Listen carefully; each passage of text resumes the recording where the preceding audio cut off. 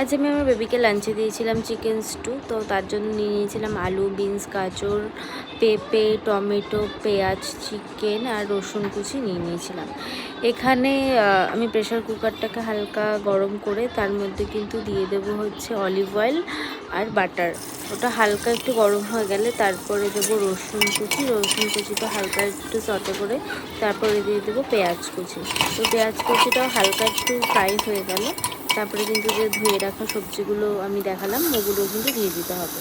ওগুলো একটু হালকা নাড়িয়ে চাড়িয়ে নিয়ে তারপরে আমি এর মধ্যে দিয়ে দেবো হচ্ছে হলুদ গুঁড়ো দিয়েও হালকা নাড়িয়ে নিতে হবে সেম। তারপরে আমি দিয়ে দেবো নুন স্বাদ মতো, আর তারপরে হালকা একটু কষিয়ে নিয়ে ওর মধ্যে দিয়ে দেবো কিন্তু চিকেনগুলো দেওয়ার পর আমি হালকা একটু নাড়িয়ে তারপরে জল দিয়ে এটা কিন্তু প্রেশারে দিয়ে কিন্তু 5 থেকে 6টা সিটি দিয়ে নেব।